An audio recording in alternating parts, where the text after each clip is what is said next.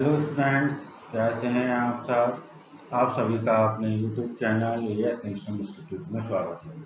आज मैं आप लोगों के साथ बात करूंगा क्लास 10th के इंफॉर्मेशन टेक्नोलॉजी जिसका सब्जेक्ट कोड है 2। उसके एनसीईआरटी बुक के according part be subject specific skills में यूनिट नंबर 3 जिसका नेम है database management system DBMS। Students, database management system इसको हम शॉर्ट में DBMS बोलते हैं। आज यूनिट 3 हम स्टार्ट कर रहे हैं अपनी क्लास में। जिन स्टूडेंट्स ने मेरी यूनिट 1 और यूनिट 2 की क्लासेस को वीडियोस को नहीं देखा, चैनल की प्लेलिस्ट में जाकर के आप देख सकते हैं। यूनिट 3 का नाम है डेटाबेस मैनेजमेंट सिस्टम। DBMS क्या होता है, क्यों यूज करते हैं, इसका यूज करने का क्या एडवांटेज है, कैसे यूज करते हैं और उसको यूज करने के लिए कौन कौन से एप्लीकेशन सॉफ्टवेयर्स की हमें आवश्यकता होती है, इन सभी चीज़ों को हम डिटेल में जानेंगे। बने रहिए हमारी वीडियो के अंत तक। और हाँ, यदि आपने अभी तक हमारे यूट्यूब चैनल को सब्सक्राइब नहीं करा तो प्लीज़ चैनल को सब्सक्राइब करिए और बेल आइकन नोटिफिकेशन को जरूर प्रेस करें, जिससे आपको हमारी हर एक वीडियो सबसे पहले मिल सके और आप बोर्ड एग्जाम की तैयारी अच्छे से कर सकें। तो चलिए शुरू करते हैं अपनी आज की क्लास। इसमें हमारा टॉपिक रहेगा introduction of database management system DBMS।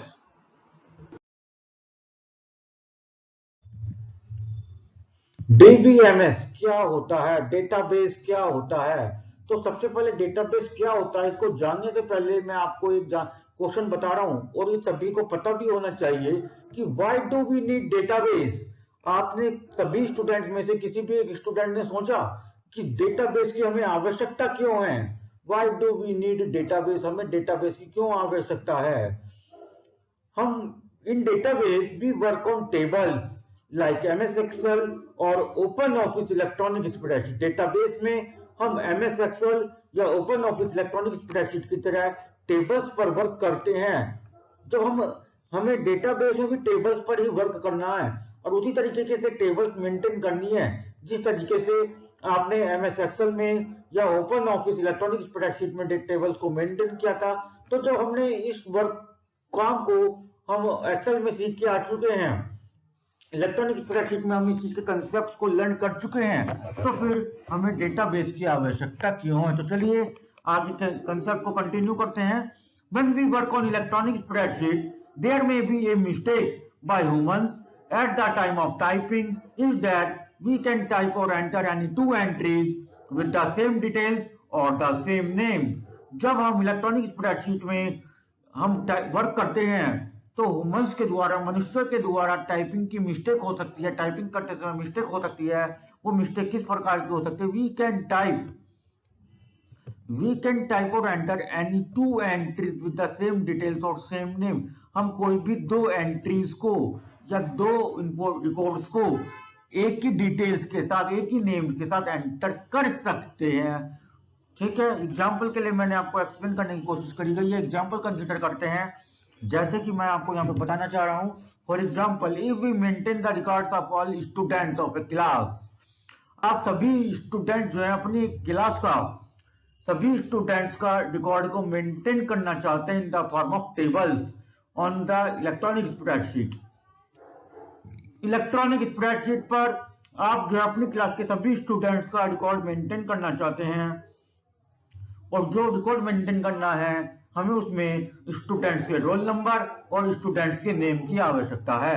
तो we need roll number and name of students to enter और मेंटेन द रिकॉर्ड्स को मेंटेन करने के लिए या रिकॉर्ड्स को या डिटेल्स को टाइप करने के लिए मुझे दो चीजों की आवश्यकता है, role number and name of the student.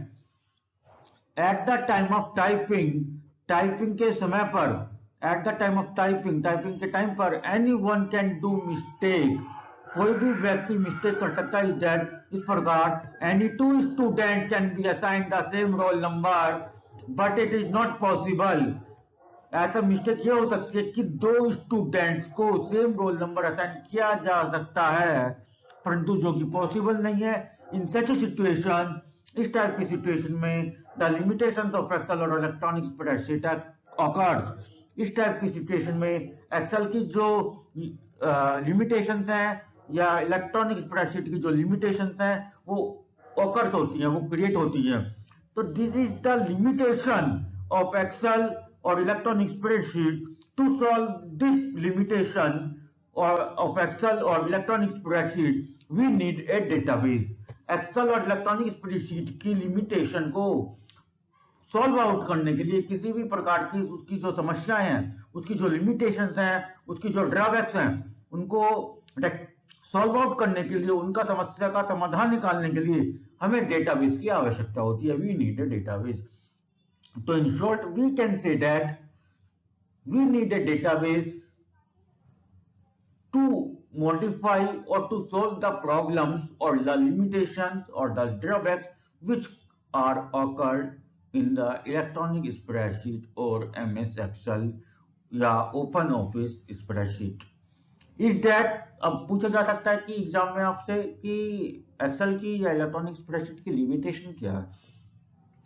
Limitation is that at the time of typing anyone can do the mistake in such a way that the same roll number can be assigned one or more students, which cannot be possible। Typing के time पर किसी भी व्यक्ति के द्वारा typing mistake करके ऐसा किया जा सकता है कि दो से ज्यादा स्टूडेंट्स को एक ही रोल नंबर को असाइन कर दिया गया, परंतु ये पॉसिबल नहीं है। इस टाइप की लिमिटेशंस को सॉल्व आउट करने के लिए हमें डेटाबेस की आवश्यकता होती है। It is also called as limitations of electronics. अगर आपसे एग्जाम में पूछा जाता है कि इलेक्ट्रॉनिक स्प्रेडशीट की लिमिटेशंस क्या है, तो वो आप ये लिख सकते हैं। और आपसे ये पूछा जाता है कि डेटाबेस की हमें आवश्यकता क्यों है, तो भी इसमें आपका आंसर यही रहेगा जो मैं यहाँ पे एक्सप्लेन करूँ। तो मैं उम्मीद करता हूं कि आपको ये जो कंसेप्ट है कि हमें डेटाबेस की क्यों रिक्वायरमेंट है, और इलेक्ट्रॉनिक स्प्रेडशीट का जो कंसेप्ट है, टेबल्स में भी हम वर्क कर रहे हैं, तो उसकी लिमिटेशंस क्या हैं, उसकी ड्रॉबैक्स क्या हैं, और उसके रिस्पॉन्स में हम डेटाबेस को यूज कर रहे हैं, तो डेटाबेस की हमें क्यों आवश्यकता पड़ी, और इस तरीके की प्रॉब्लम जो इलेक्ट्रॉनिक स्प्रेडशीट में आ रही है वो डेटाबेस में कैसे रेक्टिफाई की जाएंगी, कैसे सॉल्व आउट उनको किया जाएगा, वो अभी हम आगे पढ़ेंगे अपनी क्लास में, वीडियो में देखेंगे। ठीक है, तो स्टूडेंट शुरू करते हैं।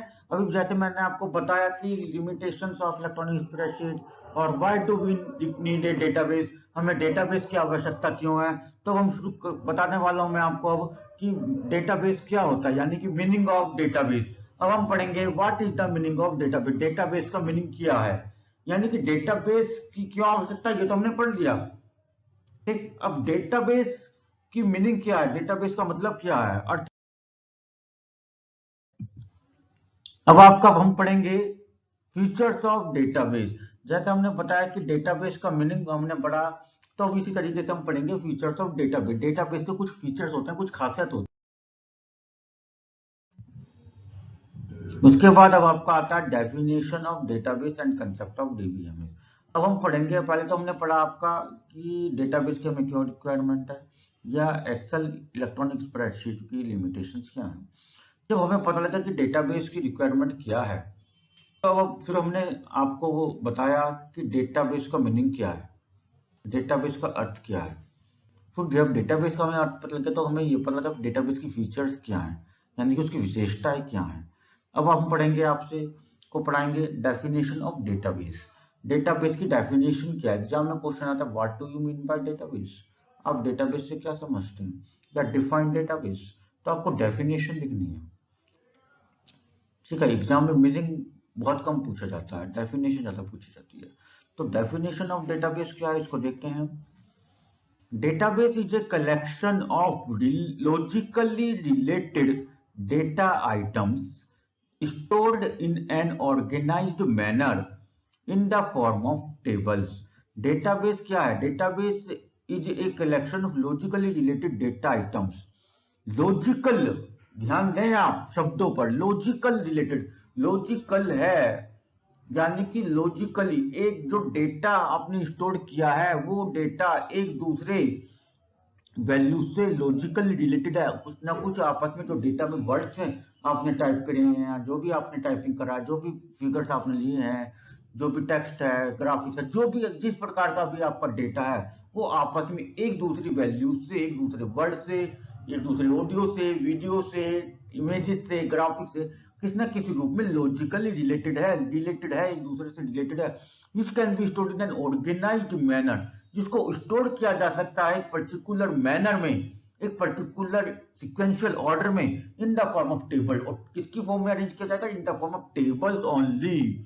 ध्यान रखें, टेबल्स की फॉर्म में जब किसी प्रकार के लॉजिकल डेटा को अरेंज किया जाता है या उस टाइप के डेटा को कलेक्शन किया जाता है, and the information being stored can be added, और जो टेबल्स की फॉर्म में इंफॉर्मेशन को, डेटा को कलेक्ट करा, डेटा को कलेक्ट करने के बाद उसको टेबल्स की फॉर्म में अरेंज करा, और टेबल्स की फॉर्म में जब अरेंज करा तो वो इस तरीके से अरेंज करा कि वो डेटा जो है हर एक टेबल के हर एक कॉलम से या हर एक रो से किसी ना किसी रूप में रिलेटेड है, लॉजिकली रिलेटेड है, उसका मीनिंग है, एक दूसरे से रिलेशन रखता है, वैल्यू हर एक वर्ड, ठीक। तो वो जो इंफॉर्मेशन हमने स्टोर करी, वो रिलेशन क्रिएट करा, उस डेटा को, मीनिंगफुल इंफॉर्मेशन को उसमें हम ऐड भी कर सकते हैं, नया डेटा को ऐड करते हैं। रिट्राइव्ड कर रहे हैं, रिट्राइव्ड मीन्स उसको डिस्प्लेड करवाना, कंप्यूटर की स्क्रीन पर शो करवाना है।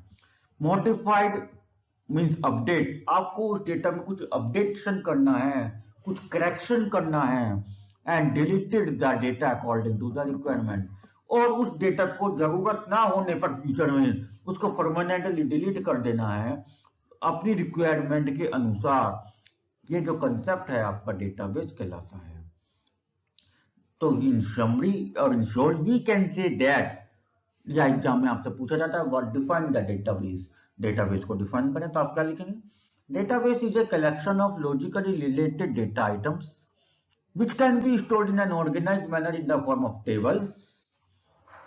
डेटाबेस क्या है? एक related data, logically data items का कलेक्शन है जिसको टेबल्स की फॉर्म में अरेंज किया जा सकता है। And this data can be added, या in this data we can add, retrieve, update और deleted according to the requirement. तो हम अपनी आवश्यकता के अनुसार, रिक्वायरमेंट के अनुसार उस डेटा में कुछ भी इंफॉर्मेशन को ऐड कर सकते हैं, उसमें से किसी प्रकार की इंफॉर्मेशन को रिट्राइव कर सकते हैं, यानी कि डिस्प्ले करवा सकते हैं कंप्यूटर की स्क्रीन पर, या मॉडिफाई, अपडेट कर सकते हैं, और जरूरत ना होने पर उसको पर डिलीट भी कर सकते हैं। This is known the definition of database. अब बात करें हम आपसे concept of DBMS, the software which is used to create, the software which is used to create, update or modified and retrieved or displayed data is known as DBMS. The software which is used to create, एक वो software जो इन सभी concept को practically implement करने के लिए use किया जाता है, यानी कि वो सॉफ्टवेयर जिसमें हम डेटाबेस को क्रिएट करते हैं, डेटाबेस को क्रिएट करने के बाद उसमें किसी प्रकार के डेटा को टेबल्स की फॉर्म में अरेंज किया जाता है, और उस डेटा को अपडेट करा जाता है अपने रिक्वायरमेंट के अनुसार डेटा क्रिएट करने के बाद, यानी कि मॉडिफाई किया जाता है। एंड रिट्राइव किया जाता है, यानी कि अपनी आवश्यकता के अनुसार उस डेटा को डिस्प्ले करवाया जाता है कंप्यूटर की स्क्रीन पर। इस टाइप के सॉफ्टवेयर को जो हम यूज करते हैं प्रैक्टिकल इंप्लीमेंट करने के लिए, उसको कहते हैं DBMS। DBMS stands for database की एडवांटेजेस ऑफ DBMS। डेटाबेस क्या होता है, क्या अर्थ है, क्या मीनिंग है, क्या उसकी डेफिनेशन है, ठीक। और DBMS किसे कहते हैं ये हमने पढ़ लिया। तो हम पढ़ेंगे एडवांटेजेस ऑफ DBMS। DBMS के फायदे क्या है। हमने ये तो पढ़ लिया कि डेटाबेस की जरूरत क्या है। अब डेटाबेस की जरूरत है, हमने पढ़ लिया कि डेटाबेस की इस वजह से जरूरत है। अब डेटाबेस के बाद हमने पढ़ लिया कि जो है DBMS भी कोई चीज होती है, यानी कि जब प्रैक्टिकल जब हम इम्प्लीमेंट करेंगे डेटाबेस के कंसेप्ट को, और उसमें अपडेशन करेंगे, डेटा को क्रिएट करेंगे, डेटा को अपडेट करेंगे, डेटा को डिस्प्ले करवाएंगे, डेटा को डिलीट करेंगे। This is known as DBMS, उसको हम डीबीएमएस कह रहे हैं। तब डीबीएमएस में हम क्यों करें हम, तो इसके लिए हम डीबीएमएस के कुछ एडवांटेजेस हैं। ये एडवांटेजेस आपके एग्जाम में काफी ज्यादा पूछे जाते हैं, और यहाँ पे मैं आपको 9 एडवांटेजेस आपके साथ डिस्कशन करने वाला हूँ। फर्स्ट एडवांटेज आपका फर्स्ट है ऑर्गेनाइज्ड स्टोरेज।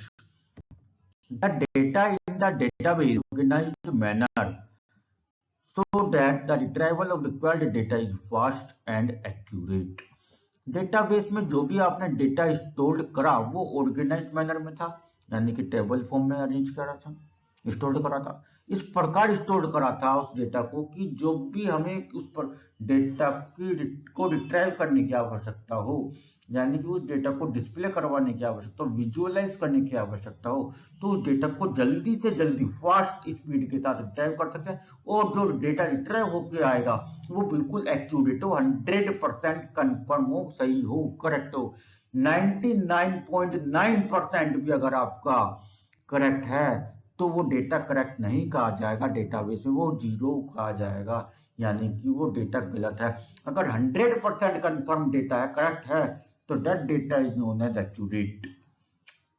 तो और डीबीएमएस में ऐसा ही होता है, जब भी हम डेटा को क्रिएट करने के बाद, टेबल्स की फॉर्म में डेटा को क्रिएट करने के बाद उसको जब रिट्राइव करते हैं तो डेटा हमारा बहुत तेजी से रिट्राइव किया जाता है, स्पीड यानी कि बहुत फास्ट होती है, और बिल्कुल 100% एक्यूरेट डेटा आपका रिट्राइव होता है। This concept is known as the accurate concept and it is the most important advantage of the DBMS। तो DBMS का यही एडवांटेज है जिसकी वजह से हम DBMS को हायर लेवल पे इलेक्ट्रॉनिक स्प्रेडशीट की जगह यूज करते हैं। सेकंड है data analysis. It helps in analysis of data based on certain criteria. कुछ कंडीशंस के बेसिस पर, क्राइटेरिया का मतलब यहाँ पे कुछ कंडीशंस हैं, कुछ कंडीशंस के बेसिस पर हम अपने डेटा को एनालिसिस करते हैं। It is easy to find out maximum और मिनिमम वैल्यू, एवरेज और मीन यूजिंग अ डेटाबेस। जैसे कि आप इलेक्ट्रॉनिक स्प्रेडशीट में आप कुछ फॉर्मूलेज आप अप्लाई करते हैं, सम के, एवरेज के, मैक्सिमम, मिनिमम, इस टाइप के हम वहां पे फॉर्मूले जो अप्लाई करते हैं वो क्यों करते हैं, अपने इलेक्ट्रॉनिक शीट का जो डेटा है, एक्सेल शीट में जो डेटा है हमारे पास, उसको एनालिसिस करने के, तो इसी चीज को करने के लिए हम अपने डेटाबेस में जो भी हमने डेटा टेबल की फॉर्म में अरेंज करा है, उस डेटा को एनालिसिस करने के लिए हम कुछ कंडीशंस के बेसिस पर डेटा को जब एनालिसिस करते हैं, क्या क्या कंडीशंस हो सकते हैं, मैक्सिमम वैल्यू निकालनी है, मिनिमम वैल्यू निकालनी है, एवरेज करना है या मीन निकालना है, या सम करना है या मल्टीप्लाई करनी है, तो इस तरीके से हम कुछ कंडीशंस के बेसिस पर डेटा को एनालिसिस कर सकते हैं। This is also the advantages of DBMS. And the data sharing which is not available in earlier concept which you have learned, that is digital documentation or electronic spreadsheet। Data sharing if the same data set is required for different applications, then the database can be shared with other application। इसमें कहा गया है आपसे, अगर आपने database में कोई data create करा है और फिर डेटाबेस में डेटा क्रिएट करने के बाद आप किसी और सॉफ्टवेयर पर वर्क कर रहे हैं और वहां पे भी आपको उसी प्रकार के डेटा की आवश्यकता पड़ी जो डेटा आपने डेटाबेस में क्रिएट करा था, तो आपको उस डेटा को उस एप्लीकेशन पर दोबारा बनाने की जरूरत नहीं है, उस एप्लीकेशन में उस सेम डेटा को दोबारा क्रिएट करने की जरूरत नहीं है। हम उस एप्लीकेशन के साथ हम अपने डेटाबेस के डेटा को शेयर कर सकते हैं। This is known as the concept of data sharing in the database. इसी कंसेप्ट को डेटाबेस में डेटा शेयरिंग कहा जाता है। जब दूसरे डेटा को डेटाबेस में क्रिएट करने के बाद दूसरे सॉफ्टवेयर एप्लीकेशंस के साथ उसको शेयर किया जाता है, शेयर करते हैं, जैसा कि इलेक्ट्रॉनिक स्प्रेडशीट में अवेलेबल नहीं था। फोर्थ आता है आपका मोस्ट इंपॉर्टेंट एडवांटेज है, जो कि आपकी लिमिटेशन में मैंने आपको बताया था, इलेक्ट्रॉनिक स्प्रेडशीट की लिमिटेशन में वही आपका एडवांटेज यहाँ पे भी आ गया, डेटा रिडंडेंसी। इस पॉइंट को स्टूडेंट आप जरूर तैयार करें, एडवांटेज इसमें जरूर लिख के आए इसको एग्जाम में। Data redundancy, redundancy means same data are duplicated और reflected in different places on a single table. एक ही टेबल में आप इस एक ही प्रकार का डेटा डुप्लीकेट रिफ्लेक्ट हो रहा है। Redundancy means same data are duplicated or reflected in different place. अलग अलग प्लेस पर, अलग अलग पोजीशन पर, अलग अलग लोकेशन पर एक ही प्रकार का डेटा यानी डुप्लीकेट डेटा रिफ्लेक्ट हो रहा है। इसी प्रकार के डेटा को डेटा रिडंडेंसी या डिडक्टेंट डेटा कहा जाता है। जैसे एग्जांपल मैंने आपको लिया है यहाँ पे, two students whose names are Saurabh and Arpit had assigned the same roll number 24 to both. दो स्टूडेंट्स हैं, एक क्लास में दो स्टूडेंट्स हैं, एक का नाम है सौरभ, एक का नाम है Arpit. Had assigned the same roll number 24 to both. हमने क्या करा, उन दोनों स्टूडेंट्स को एक ही रोल नंबर असाइन कर दिया, रोल नंबर 24। सौरभ का भी रोल नंबर 24 है और अर्पित का भी role number 24। It is the case of data redundancy. ये डेटा रिडंडेंसी का केस है, यानी कि और इसको हम डीबीएमएस के डेटाबेस के टूल्स के द्वारा डीबीएमएस में इसको रिमूव कर देंगे, रिडंडेंट कर देंगे, इस डुप्लीकेट डेटा को रिमूव कर देंगे। तो so it is the most important advantage of D. आपका नेक्स्ट एडवांटेज आता है एडवांटेज नंबर 6, इंक्रीज एफिशिएंसी। जो आपने डेटा क्रिएट किया है डीबीएमएस में डेटाबेस टूल्स का यूज करके, उस डेटा की एफिशिएंसी इंक्रीज हो जाती है। Database tables are properly organise, जैसा कि अभी आपको मैंने बताया डेटाबेस की डेफिनेशन में कि आपका जो डेटाबेस में जो डेटा हम अरेंज करते हैं वो ऑर्गेनाइज मैनर में अरेंज होता है, वो टेबल्स की फॉर्म में अरेंज होता है। तो इसी वजह से यहाँ पे बताया कि जो डेटाबेस में टेबल्स हैं वो प्रॉपर्ली ऑर्गेनाइज होती हैं, सेव होती हैं, और उस टेबल में जो डेटा आपका स्टोर्ड होता है वो रीड किया जा सकता है। And searching data can be carried out efficiently. और टेबल्स में जो भी डेटा स्टोर्ड है उसको उसमें से डेटा को आराम से सर्च भी करा जा सकता है, जिससे आपका डेटा जो है प्रॉपर्ली आपका मेंटेन रहे। और इस टाइप के कंसेप्ट को इंप्लीमेंट करने के लिए जो डेटाबेस के टूल्स का हम यूज करते हैं वो इतना ज्यादा फास्ट है, वो इतना एफिशिएंट है कि आपको एक तरीके से प्लग झपकाते ही आपका जो है ऑपरेशन परफॉर्म हो जाता है। आपका डेटा को अगर कुछ सर्च करना चाहते हैं तो आपके डेटाबेस में जो भी डेटा आपने क्रिएट करा, जो डेटाबेस में टेबल्स में आपने डेटा जनरेट करो, उसमें चाहे हजारों करोड़ों की संख्या में आपका डेटा स्टोर्ड हो, वो सेकंडों में आपको आपके रिक्वायरमेंट के अनुसार डेटा को सर्च करके आपको कंप्यूटर की स्क्रीन पर डिस्प्ले करवा देगा। इस वजह से इसकी डेटाबेस में डेटा को जो हम डीबीएमएस में जो डेटा को हम क्रिएट करते हैं डेटाबेस टूल्स के द्वारा, उसका एक एडवांटेज ये भी है कि उसकी एफिशिएंसी बहुत ज्यादा होती है बाकी अदर एप्लीकेशन के द्वारा जो डेटा क्रिएट किया जाता है उनके कंपैरिजन में। 7th है इंक्रीज एक्यूरेसी। जैसा कि अभी मैंने आपको बताया था कि एक्यूरेट रिजल्ट देता है, 100% कंफर्म रिजल्ट देता है। Data redundancy and inconsistency can be minimised in A database. Database में डेटा कंसिस्टेंसी को, डेटा रिडंडेंसी, डेटा इनकंसिस्टेंसी, इनको मिनिमाइज किया जा सकता है। ये कैसे मिनिमाइज होना मैं भी आपके साथ डिस्कशन कर चुका हूँ। डेटा रिडंडेंसी भी कर दिया है, डेटा कंसिस्टेंसी भी कर दिया है, और इनकंसिस्टेंट डेटा क्या होता है ये भी मैंने आपको बता दिया। ठीक है, तो इस टाइप की प्रॉब्लम्स को मिनिमाइज कर दिया जाता है। And the data is retrieve accurately from the database. और उसके साथ साथ डेटाबेस में से डेटा आपका जो रिट्राइव किया जाता है वो एक्यूरेट रिट्राइव किया जाता है। अगर आपने कोई कंडीशन वहां पे दी तो उस कंडीशन के अनुसार जो डेटा मैच कर रहा हो वही डेटा आपको डिस्प्ले करवाया जाएगा। अब आपका आता है यहाँ पे इंक्रीज वैलिडिटी। इंक्रीज वैलिडिटी में क्या है, properties of different data fields can be assigned at the time of creation of database. Database में डेटा को क्रिएट करते समय जो आपकी वहां पे डेटा फील्ड्स होती हैं उनकी कुछ अलग अलग प्रॉपर्टीज होती हैं। उनकी प्रॉपर्टीज में हम कुछ डेटा रेस्ट्रिक्शंस अप्लाई कर देते हैं जो हमारी चेक करता है। जब भी हम कोई डेटा एंटर करेंगे तो चेक करेगा कि आपने डेटा वैलिड जो डेटा एंटर करा वो कंडीशंस के अनुसार, वो कंडीशंस के अनुसार वैलिड है कि नहीं है। ठीक है, तो इस कंसेप्ट को हम वैलिडेशन ऑफ डेटाबेस भी कहते हैं। It increases the validity of data. इससे कंडीशंस अप्लाई करने से वहां पे क्या होता है, हमारा जो डेटाबेस में जो डेटा है उसकी वैलिडिटी इंक्रीज हो जाती है। ठीक है, एक सिक्योरिटी बढ़ जाती है और उसकी वैलिडिटी भी इंक्रीज हो जाती है। इसको हम एग्जांपल की हेल्प से समझते हैं। We can set a restriction while creating table in a database। जब हम डेटाबेस में टेबल को क्रिएट करते हैं तो वहां पे कुछ रेस्ट्रिक्शंस हम सेट कर सकते हैं। सच दैट इस प्रकार सेट कर सकते हैं कि the amount of fees being entered should be more than 1000। जो आपकी फीस का अमाउंट है वो 1000 से ज्यादा होना चाहिए। अगर आपने फीस वाले कॉलम में अगर वैल्यू 1000 से नीचे आप एंटर करेंगे तो वो आपका डेटा इनवैलिड हो जाएगा, वो दिखा देगा नॉट वैलिड डेटा। ठीक है, तो अगर आप 1000 भी एंटर करेंगे तो भी इनवैलिड दिखाएगा। हाँ, 1001 आप एंटर करेंगे यानी कि 1001 आप एंटर करेंगे तो वो 1000 से ज्यादा है तो वो आपका डेटा वैलिड होगा। यानी कि फीस आपकी ये कंफर्म है कि 1000 से ज्यादा होगी ही होगी। तो it is the property of data validation in a field. तो आपने जो डेटाबेस में डेटा को क्रिएट करा था डीबीएमएस टूल्स का यूज करके, उसमें जो डेटा है उसका वैलिडिटी इंक्रीज हो गई है और इस चीज को हम डेटा वैलिडेशन भी कहते हैं।